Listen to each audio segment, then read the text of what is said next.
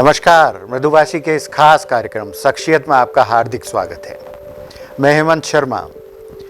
हर व्यक्ति के अंदर एक हुनर होता है और उस हुनर को तराशने की आवश्यकता होती है। जब लॉकडाउन था तब इंदौर की एक शख्सियत जिससे हम आपको रूबरू करवा रहे हैं, उन्होंने अपने आप को निखारा, अपने अंदर की कला को बाहर निकाला और 3D रंगोली के रूप में आप लोगों के समक्ष रखा, जो इतनी ख्यात हुई कि आज वे इंटरनेशनल कलाकार हैं। जी हाँ, मैं बात कर रहा हूँ इंदौर की 3D रंगोली इंटरनेशनल कलाकार शिखा शर्मा की। शिखा जी, आपका बहुत बहुत स्वागत है मृदुभाषी के स्टूडियो में। शिखा जी ने 4 वर्ल्ड रिकॉर्ड बनाए हैं और रिकॉर्ड का सिलसिला आगे भी जारी रहेगा। नेशनल और इंटरनेशनल लेवल पर 3D रंगोली को एक ख्याति दिलाने का काम उन्होंने शुरू किया है।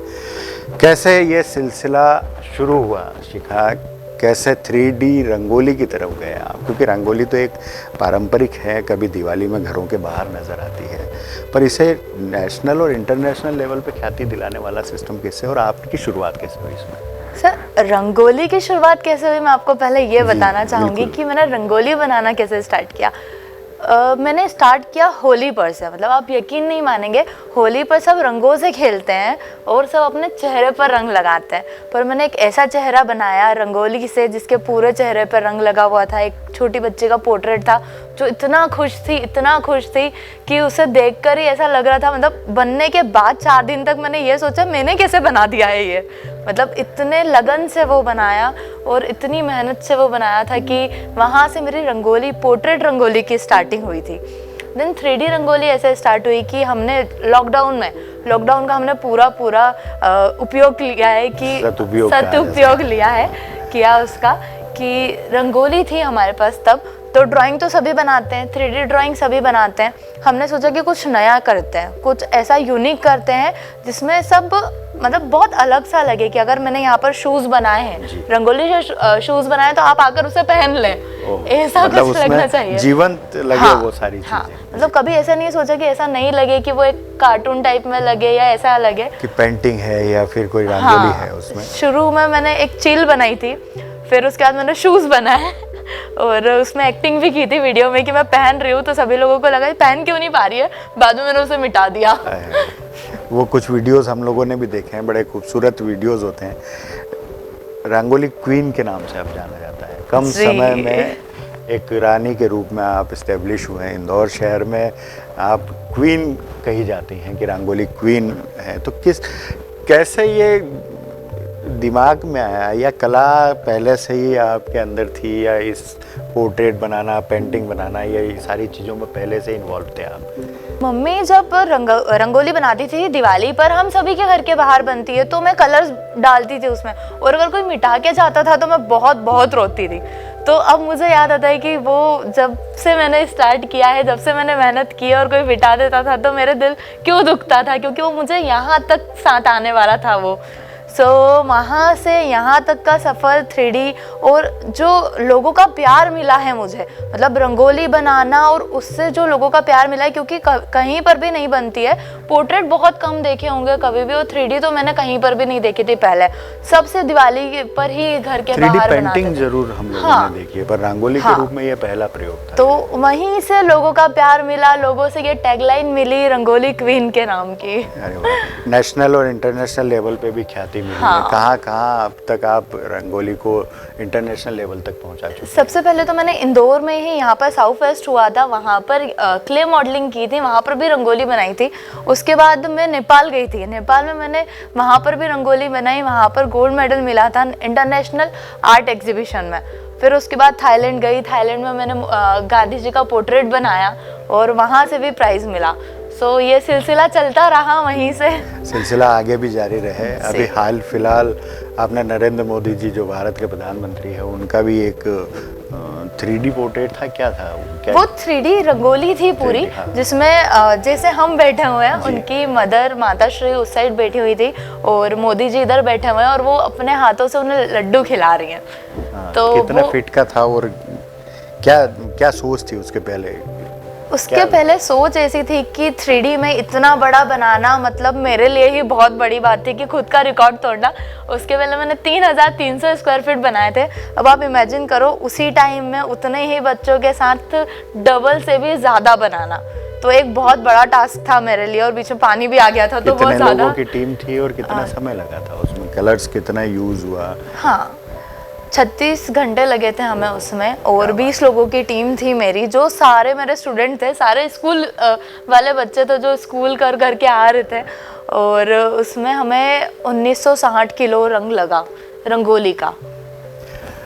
4 चौके तो हम लोग स्वच्छता में लगा ही चुके हैं, अब पंच की बारी है और स्वच्छता के ब्रांड एम्बेसडर के रूप में भी आपको चुना है। तो क्या मन कहता है कि आगे जो पंच लगाना है उसमें स्वच्छता में क्या भागीदारी हमारी ओर से होगी? किस तरह से आप लोगों को अवेयर करेंगे, रंगोली के माध्यम से किस तरह से अवेयर करेंगे, स्वच्छता के ब्रांड एम्बेसडर के रूप में स्टैब्लिश कैसे करेंगे? सर, अवेयरनेस लोगों में आ गई है, मतलब 4 साल में हम जो देख रहे हैं अवेयरनेस बहुत ज़्यादा आ गई है। पर जो एक सुंदरता लानी है पूरे शहर में, इंदौर में जो सुंदरता लानी है, उसका काम एक कलाकार ही कर सकता है। मैं अपनी 3D पेंटिंग्स, 3D रंगोली और बहुत सारी बड़ी बड़ी रंगोली से इंदौर को बहुत अच्छे से सजाना चाहती हूँ। मतलब ऐसा लगना चाहिए कि नहीं, आप शिखा के शहर इंदौर में आए हैं। खूबसूरती बनी रहना जी, चाहिए, बहुत स्वच्छता में तो नंबर 1 है, बहुत खूबसूरती होना चाहिए, स्वस्थ रहना चाहिए शहर के लोग। नेशनल और इंटरनेशनल लेवल पर आप इंस्टाग्राम, फेसबुक और कई माध्यम से फेमस हो चुकी हैं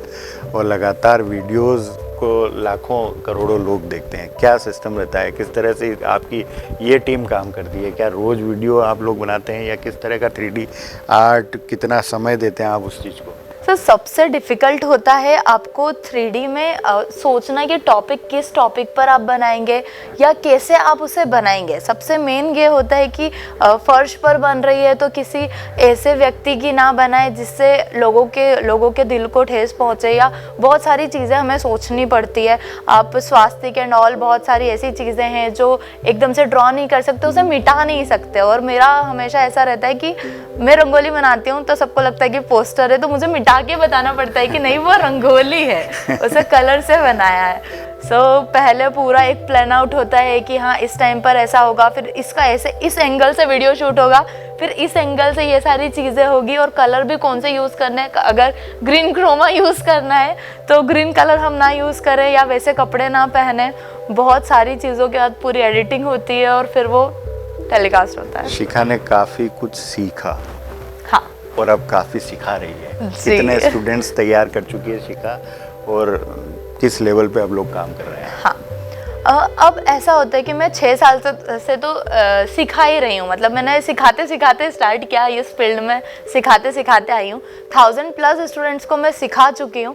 और अभी ऐसा है कि जो मेरी टीम है, जितने भी मेंबर्स मुझसे सीख चुके हैं, वो डायरेक्ट ऑर्डर्स लेते हैं, वो बन चुके हैं। मतलब उन्होंने एक प्लेटफॉर्म बना लिया है अपना कि वो खुद अर्न करने लगे। स्कूल स्टूडेंट्स ही हैं वो, जो भी स्कूल में हैं, और फिर भी वो अर्न कर रहे हैं अपने स्केचेस से, रंगोली से, पेंटिंग से।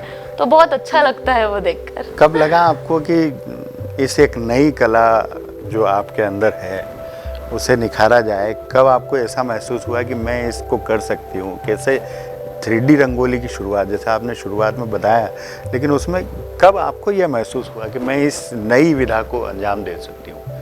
पहले मैंने क्ले मॉडलिंग में और कार्टूनिंग में, पोर्ट्रेट और कोलाज में नेशनल इंटरनेशनल अवार्ड जीते हैं। मेरे पास 70+ नेशनल इंटरनेशनल अवार्ड्स हैं।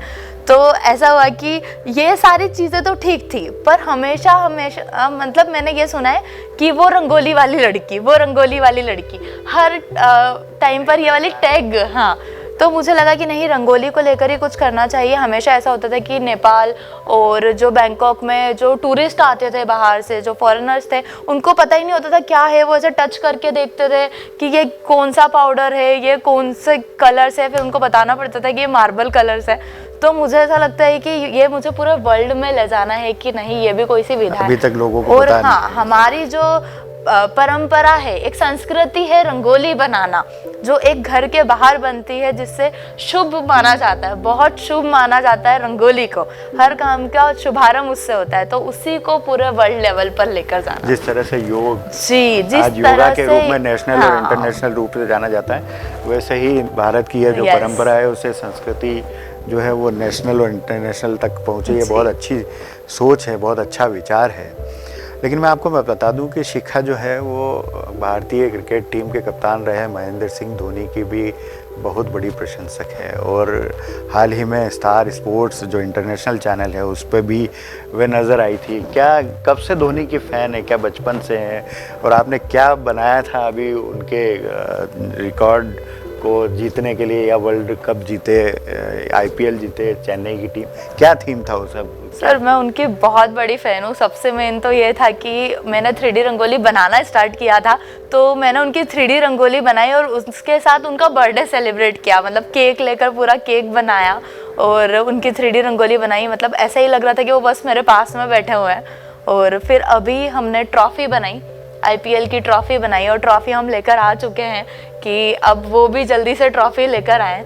और बहुत सारी ऐसी चीज़ें हैं जो मैं करने वाली हूँ जैसे ही वो जीतेंगे उसके बाद। इस विधा में किसे आदर्श मानती हैं आप? क्या शुरुआत का जिससे सीखा, पेंटिंग सीखी, किसे आदर्श के रूप में मानती है, और क्या आगे लेके जाना है इसे, किस तरह से? मेरी लाइफ में सर 3 देवियाँ हैं। मैं देवी जी की बहुत बड़ी भक्त हूँ। मेरी लाइफ की 3 देवियाँ हैं जिन्होंने मुझे हर मुकाम पर साथ दिया और आज यहाँ तक पहुँचाया। पहली देवी मेरी दादी हैं, जिन्होंने हर टाइम पर मेरा साथ दिया। उन्होंने कभी मुझे हार मानना नहीं सिखाया, हर बार यही सिखाया कि बस उड़ो उड़ो और उड़ो। और उसके बाद मेरी मदर, जिनका बहुत ज़्यादा सपोर्ट, जैसे मैंने रंगोली ही उनसे सीखी। और तीसरी है मेरी गुरु डॉक्टर कुमकुम भारद्वाज मैम, तो वो मेरी गुरु हैं। उन्होंने मुझे पेंटिंग में बहुत कुछ सिखाया। हमेशा रंगोली में भी कुछ होता था तो मैम ही सिखाती थी कि ऐसा नहीं ऐसा। और नेशनल इंटरनेशनल में तो बहुत ज़्यादा प्रॉब्लम्स रहती कि नहीं अब कैसे बनाएंगे, टॉपिक्स कुछ और मिल जाते थे, तो डर भी बहुत लगता था। मैम को कॉल करते थे कि मैम अब क्या करें, फिर मैम बहुत ज़्यादा समझाती थी, गाइड करती थी। सो तीसरी देवी है मेरी लाइफ की वो। क्या बात है। छोटी छोटी रंगोली बनाते बनाते आप रिकॉर्ड बना चुकी हैं जी, बड़ी बड़ी रंगोलियों का। कितनी रंगोली अब तक बना चुके हैं, क्या क्या वर्ल्ड रिकॉर्ड थे और कितने बना चुके हैं? सर मेरे 4 वर्ल्ड रिकॉर्ड बनाए, 4 वर्ल्ड बिगेस्ट रंगोली बनाई है। सबसे पहले गांधी जी का पोर्ट्रेट बनाया था 3000 स्क्वायर फीट का। देन फिर हमने राम मंदिर की सबसे बड़ी रंगोली बनाई, जिसमें एक साइड राम मंदिर और राम भगवान उसमें जाते हुए पूरा सीन था, वो बनाया था 3300 स्क्वायर फीट का। देन उसके बाद हमने सुभाष चंद्र बोस जी की रंगोली बनाई, वो 3300 स्क्वायर फीट का पोर्ट्रेट था। और अब हमने इनसे बहुत ज़्यादा बढ़ के 7100 स्क्वायर फीट की मोदी जी और उनकी माताश्री की रंगोली बनाई। ये जो फिलहाल बनाई थी आपने, हाँ। उनके जन्मदिन। हाँ। 4 रिकॉर्ड तो बन चुके हैं, ये रिकॉर्ड का सिलसिला आगे कहाँ तक जारी रहेगा? सर मैं जो माही सर हैं उनकी बहुत बड़ी फ़ैन हूँ, तो जैसे वो शतक मारते हैं, मुझे भी रिकॉर्ड्स का एक शतक बनाना है कि मैं रिकॉर्ड्स का ही एक रिकॉर्ड बना लूँ। सो मेरे 4 रिकॉर्ड हो गए हैं, अब 96 और बनाना है। तो ये थी हमारे साथ शिखा शर्मा, जिनका एक मकसद है कि अभी तक 4 वर्ल्ड रिकॉर्ड वे बना चुकी हैं, और जिस तरह से धोनी लगातार शतक बनाते हैं, वर्ल्ड रिकॉर्ड बनाते हैं, उसी तरह रंगोली बनाने का भी एक रिकॉर्ड कायम हो और शतक बनाकर वे देश और दुनिया तक ये परंपरा को पहुंचाना चाहती है। इस कार्यक्रम में अभी इतना ही। शिखा जी, आपका बहुत बहुत धन्यवाद जो आपने हमें समय दिया।